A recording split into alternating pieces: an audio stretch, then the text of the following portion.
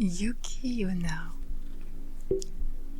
Il était une fois au Japon 2 bûcherons qui s'appelaient Mosaku et Minokichi.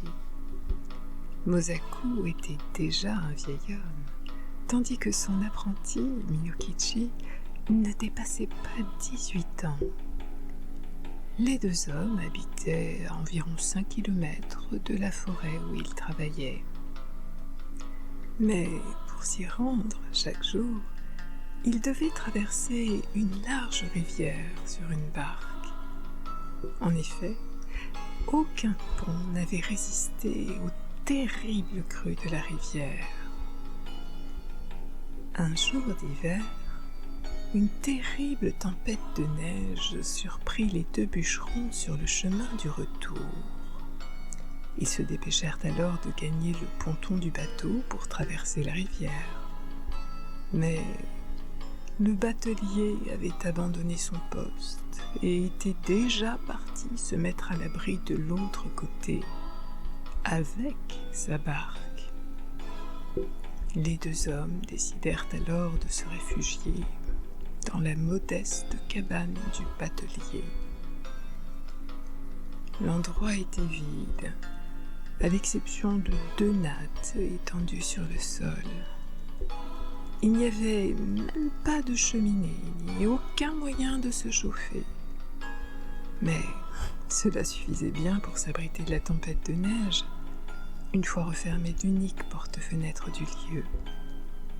Mosaku et Minokichi s'installèrent chacun sur une natte, puis s'emmitouflèrent avec soin dans leur manteau de pluie en paille. Le vieux bûcheron s'endormit presque aussitôt. Le jeune apprenti resta longtemps éveillé, gelé par le froid intense et dérangé par les bruits du vent et de la neige frappant la cabane. Enfin, Minokichi s'endormit. Mais au milieu de la nuit, le jeune bûcheron fut réveillé par des flocons de neige projetés sur son visage. La porte était grande ouverte et un courant d'air glacial balayait la cabane. Grâce à la lumière de neige, Minokichi pouvait distinguer une jeune fille qui se tenait debout près de Mosaku. La mystérieuse inconnue, grande et vêtue de blanc, avait le teint d'une clarté de neige. Minokichi la vit se pencher sur son amie et souffler vers son visage une vapeur blanchâtre et scintillante.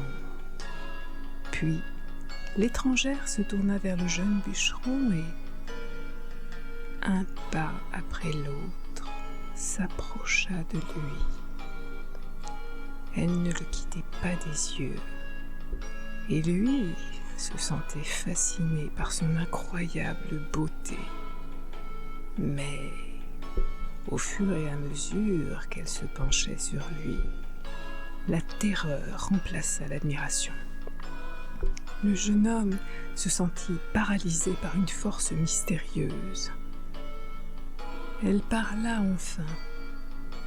« Je te réservais le même sort qu'à ton ami. Mais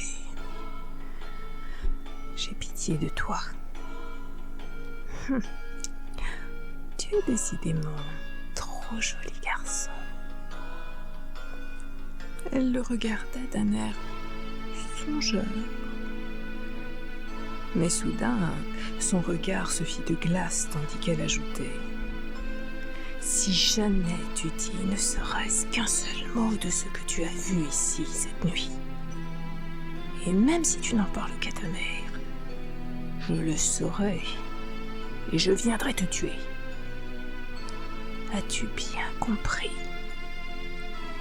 Minokichi ne put qu'acquiescer, et la femme se retira sans hâte de la cabane avant de disparaître dans la nuit. En même temps, les forces du jeune bûcheron lui revenaient peu à peu, et lorsqu'il put bouger à nouveau, il bondit à l'extérieur pour voir où était passé l'inconnu. Mais il était trop tard, et Minokichi revint auprès de son maître endormi. Il était tenté de se rassurer, se disant qu'il avait rêvé, qu'une violente rafale de vent avait ouvert la porte et que les reflets de la neige avaient créé une silhouette de femme imaginaire. Mais, en dépit de cette idée, comme il était trop terrifié pour se recoucher, il secoua doucement Mosaku pour le réveiller. « Maître !» appela-t-il. « Maître ! M'entendez-vous » Le vieil homme ne se réveilla pas. Sous ses membres glacés, Mosaku était mort. Minokichi s'évanouit sous le choc. C'est le batelier qui le réveilla le lendemain matin, et le décès du vieil homme passa pour naturel dans ces conditions météo extrêmes. Quant au jeune apprenti, il tint sa langue. Rêve ou bien réalité? Il n'osa jamais parler à quiconque de la vision qu'il avait eue durant cette terrible nuit. Et il continua à couper du bois dans la forêt. Bien longtemps après ces événements, Minokichi rentrait un soir chez lui après sa journée de travail. Il dépassa sur la route une jeune fille dont la beauté attira tout de suite son attention. Elle était grande, mince et gracieuse. Il la salua et elle lui répondit d'une voix aussi douce qu'un chant d'oiseau. Minokichi était sous le charme. Elle lui raconta qu'elle venait de perdre ses parents et qu'une connaissance lui avait trouvé une place de servante à la bourgade voisine. Elle s'y rendait lorsqu'il l'avait rencontrée. Quel était son nom ? Elle dit qu'elle s'appelait Yuki, un nom assez courant qui signifie neige en japonais. Minokichi ne put s'empêcher de lui demander ensuite si elle était fiancée. « Ah non, répondit-elle en rougissant. Et vous ?» Minokichi, le cœur battant, lui assura qu'il était libre. Et les deux jeunes gens, tout en faisant route vers le village du bûcheron, ne parlèrent presque plus. Ils n'en avaient plus besoin pour sentir qu'ils se plaisaient. Arrivé à quelques pas de sa maison, le jeune bûcheron hésita un instant avant de proposer à la jeune fille de se reposer un peu chez sa mère. Yuki finit par accepter son invitation. Et dès que la mère de Minokichi rencontra la jeune fille, elle fut séduite à son tour par sa gentillesse et son honnêteté. La belle invitée resta à la fin avec ses hôtes en tant que femme de Minokichi. Et les deux amoureux menèrent une vie heureuse au fil des ans, bientôt couronnée par 10 enfants. À la maison, la belle fille s'entendit à merveille avec sa belle-mère jusqu'au décès de cette dernière, qui la recommanda encore à Minokichi dans ses derniers instants. Cependant, et ceci à l'étonnement de certains villageois, la femme du bûcheron ne perdit jamais sa force ni sa fraîcheur. Et le jeune homme ne se lassait pas de la beauté de sa femme. Un soir, Yuki cousait près du feu, tandis que son époux se reposait à ses côtés. À la lueur des flammes, elle lui parut plus éclatante que jamais, et son teint plus blanc que jamais. « Que tu es belle, mon adorée, lui dit-il. Je n'ai jamais vu de femme aussi belle que toi. Même si... » Il hésita soudain et se tut. Même si quoi? S'inquiéta Yuki. Quelque chose ne te plaît pas chez moi? Oh non, mon adoré. Oh, ce n'est pas ce que tu crois. Alors, qu'est-ce que c'est? Eh bien, c'est juste que cela me rappelle une étrange aventure de jeunesse avec une femme. Oh non, Yuki. Écoute, j'ai promis de ne rien dire. Bon, mais il y a si longtemps maintenant. D'accord, je vais tout expliquer. Et Yuki écouta attentivement son mari pendant qu'il lui révélait tous les événements de la terrible nuit.